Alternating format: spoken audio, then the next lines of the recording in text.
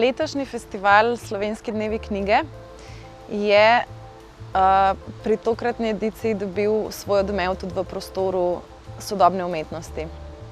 Organizatorji festivala Slovenski dnevi knjige so iniciativa Host, ki jo vodim od novembra lani, povabili sodelovanju in sicer v želji, da bi v bistvu temo festivala reflektirali skozi sodobno umetnost.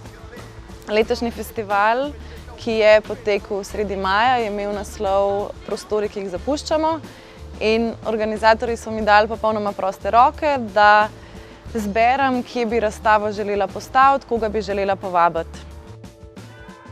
Treba je povedati to, da je Host iniciativa, ki organizira razstave vzpostavljajočih se umetnikov mlajše generacije izven galerijskih prostorov in da je bila ta navezava na festival, ki pač svojega razstavnega prostora nima, nekako smiselna. Jaz sem precej razmišljala, koga bi želela v okviru festivala slovenske besede predstaviti in zakaj predstaviti morda ponovno slovenske umetnike, slovensko umetnost, ki jo, se mi zdi, vsaj mi, ki smo del naše lokalne scene, bolj ali manj poznamo. Tako da sem se odločila, da povabim nekoga iz tujine, in sicer umetnika Dritona Selmanija, umetnika, ki prihaja s Kosova in je bil rojen leta 1987. Je umetnik, s katerim sem se spoznala eno slabo leto nazaj in ki me je v bistvu s svojimi deli zelo fasciniral. Zdela so se mi večplastna in zdelo se mi je krasno izkoristiti to priložnost tega festivala, da Selmani prvič se predstavi tudi slovenskemu občinstvu. Zdaj midva sva zelo razmišljala, kje pa kam razstavo postaviti, in po več pogovorih z organizatorji, ki so nam šli na roko, sva se pač odločila, da za domovanje te razstave vzameva to hišo Društva slovenskih pisateljev, kjer se je gradila in vzpostavljala slovenska narodna in državniška zavest. In zanimivo se je zdelo uporabiti tak kuratorski koncept, da ta hiša, ta paviljon tokrat postane domovanje nekoga, ki prihaja iz najmlajše države v Evropi, Kosova, ki so ga zadnjega četrt stoletja zaznamovali številni politični in družbeni nemiri in ki je po kosovski vojni leta 1998–1999 svojo delno neodvisnost dobilo šele leta 2008, ko je sledilo tudi preimenovanje v Republiko Kosovo. In ta država danes, kljub tej delni neodvisnosti, za nekatere še vedno ne obstaja. Ta neobstoj Kosova, ta umestnost Kosova se mi zdi, da se vzpostavlja kot možnost vzpostavljanja dialoga. In prav dialog je v bistvu ena od osrednjih tem Selmanijeve medijsko raznolike prakse, ki ni naselila zgolj te hiše za mano, ampak je umetnik s svojimi deli posegel tudi v bližnjo okolico.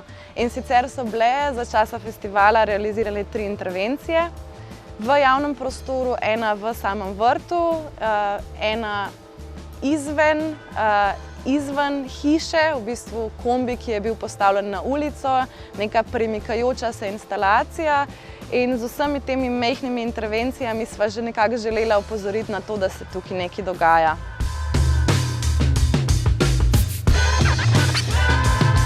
Mislim, da je preden v hišo vstopimo pomembno povedati še to, da razumeva to hišo kot nek paviljon, v katerega so se ta dela naselila, našla svoj prostor, nekateri so jih zaznali, nekateri ne. Ta hiša je pač v zadnjih 3 tednih, v zadnjem mesecu živela svoje življenje in ta umetniška dela so bivala in dihala z njo. Midva sva sicer hišo, kjer do sedaj razstave sodobne umetnosti še ni bilo, ali pa sploh sodobna umetnost v njej zares ni imela prostora, sčistila, spraznila na ta način, da Selmanijeva dela sploh dobijo dovolj prostora, da zadihajo in da dihajo s to hišo. In se mi zdi, da skozi kontekst hiše, zgodovine v bistvu dobivajo dela in Selmanijeva praksa popolnoma drugačno dimenzijo.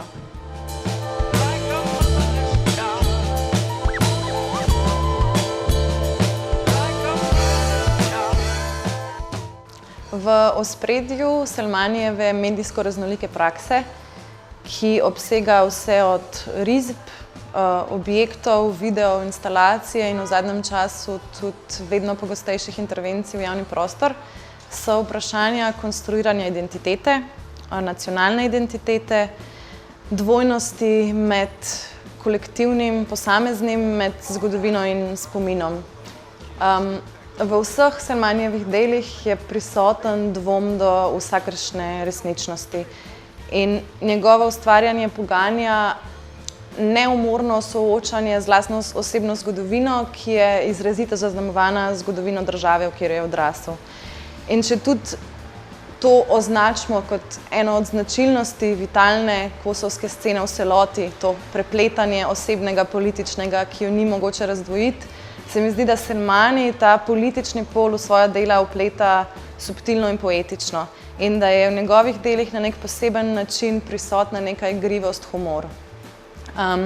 Delo za mano je v bistvu najstarejše delo na razstavi, ki sva se ga odločila razstaviti prav zato, ker se zelo direktno ukvarja z vprašanjem odkod prihajam. Naslovljeno je Tell me where I'm from in tematizira prav to umestnost Kosova kot šibkost in prednost hkrati, mesto Kosova kot mesto vzpostavljanja dialoga.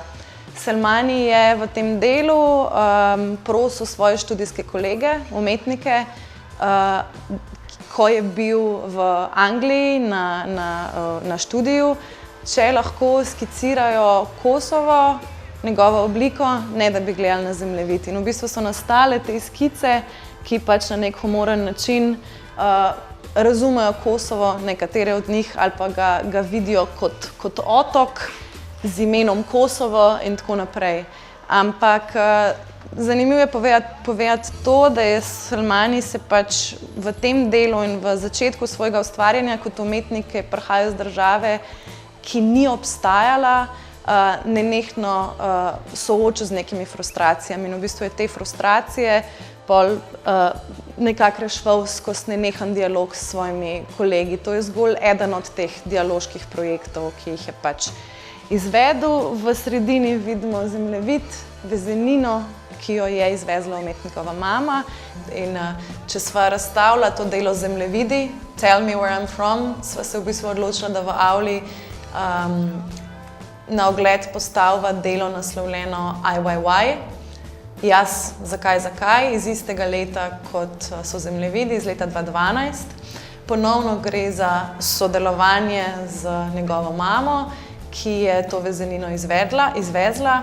In treba je povedati, da beseda why, ki pač zveni podobno angleški why, zakaj, v albanščini pomeni žalovanje oziroma jokanje. Jaz žalujem, jaz jokam, jaz jočem.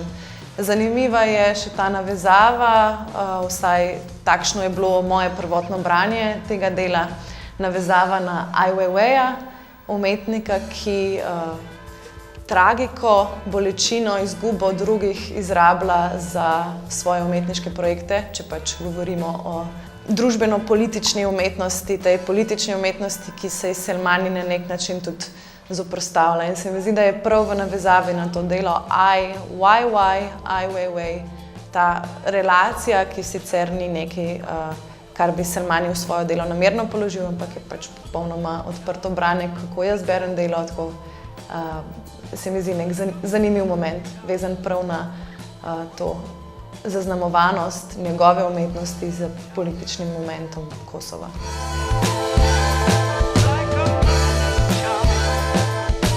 Mogoče se navežem zdaj v tem primeru še na eno od starejših del, če je to delo za mano iz leta 2012, je edino nenaslovljeno delo v Selmanijevem opusu Nož, ki ga je izdelal nek vaški rokodelec, katerega družina se že leta in leta ukvarja z izdelovanjem orodja in orožja.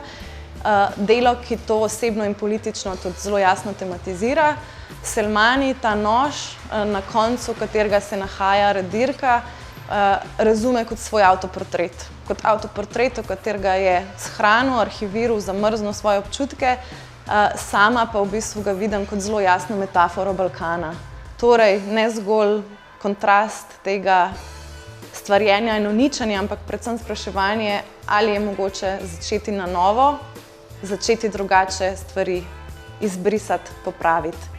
Nad tem nožem, ki sva ga razstavila, ki datira v leto 2016, je edina slika, edino platno iz hiše, ki sva ga pač v samem prostoru pustila. Treba je povedati, da sva, kot že rečeno, hišo popolnoma izčistila. Medtem, ko se nama je zdelo, da je dobro, da ene stvari ostanejo, in to sliko tega dečka, ki pač gleda nekam, nekoga premišlja, sva pustila. Se nama je zdelo, da da neko dodatno vrednost.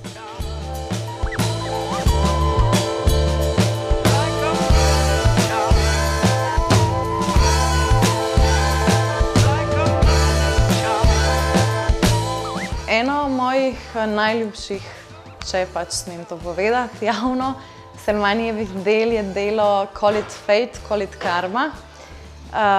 Čevelj, v katerega se stekata dve rumeni hlačnici. In se mi zdi, da na en krasen način govori o nenehnem iskanju ravnotežja med levo in desno. Zakaj? Zato, ker ta čevelj je bil ponovno, tako kot nož, izdelan po meri, na ta način, da ne ustreza ne levi in ne desni nogi. Da gre torej za nek sredinski čevelj.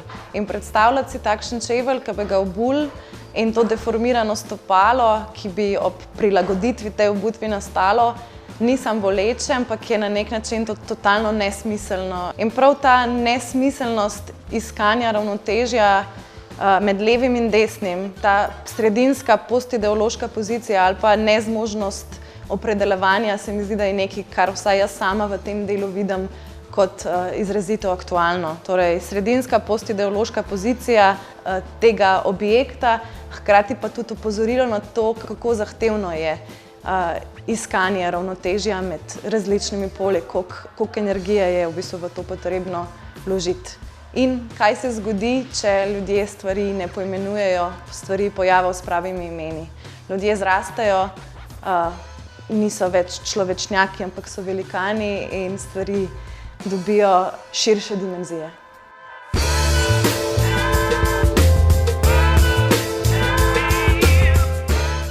Mogoče je zanimivo povedati še to, da Selmani v zgodnejših projektih intimo v svoje projekte vpleta nekako bolj minimalistično, medtem ko je v zadnjih delih namenoma pamfletno neposreden. V bistvu črno na belem sporoča neke dovtipe, citate, humorne izreke, izjave, niha med upom brez upom, in sicer na ta način, da za svoja dela uporablja površine, ki so površine izdelanih predmetov, a gre za plastične vrečke, serijo vrečk, v katerih sporoča ljubezenska sporočila. Naslovljena je ta serija Ljubezenska pisma, plastika je njena podlaga. In če tudi ljubezen ne bo preživela, bodo vsaj zaradi plastike preživela ta pisma, zaradi njene podlage. Plastika pač prenese in preživi več, celo od ljubezni. To je ena serija novih del, ki je tukaj predstavljena zgolj za eno plastično vrečko, čeprav gre za serijo, ki obsega stotine in stotine plastičnih vrečk, ki jih je Selmani sprva v skladu z zahtevami sodobnega potrošnika shranjeval, potem pa jih je začel v Kosovu, ki je totalno onesnaženo, vsaj po njegovih besedah, s plastiko, manično shranjevati. In nastaja serija, ki obsega vedno večje število teh pisem.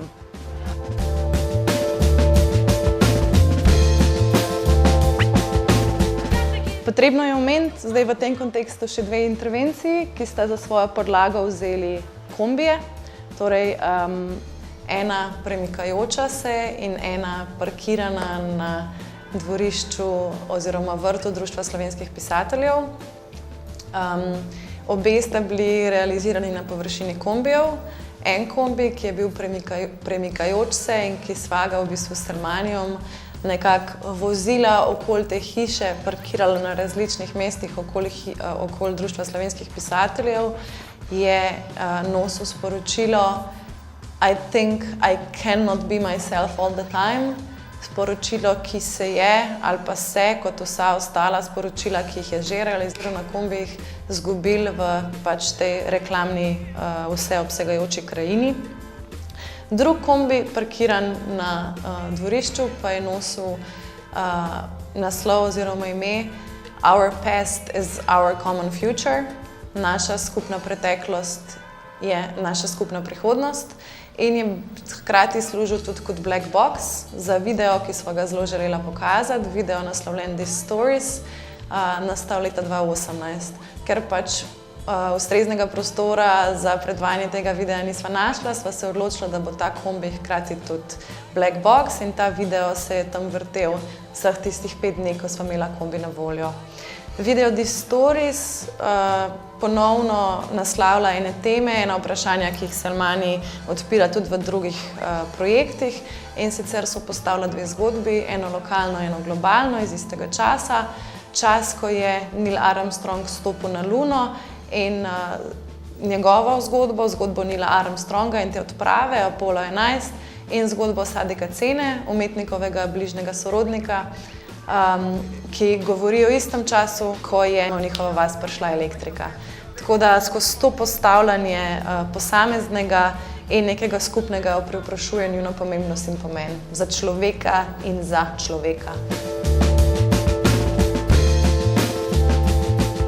Trenutno pa se nahajamo v kleti pri delu, ki ga je Salmani realiziral kot site-specific instalacijo. Ko sva čistila in pospravljala in nosila te stole z zgornjih prostorov, se je v bistvu odločil, da bo tukaj naredil to delo, ki nosi naslov Tears Don't Cry. In se mi zdi, da delo v tem zadnjem prostoru, ko si pač obiskovalec, če pride s tem namenom v hišo pogledati celo razstavo, če prideš v klet, da to delo nekako na poseben, magičen način tudi zajame celotno razstavo v celoto. Prav zato, ker naslavlja ta vprašanja odsotnosti, prisotnosti, dialoga, skupnosti, poetične igrivosti in humornosti, ki je skozi nek ta magični moment, vsaj tako jaz vidim v Salmanijevem delu, vedno znova prisotna.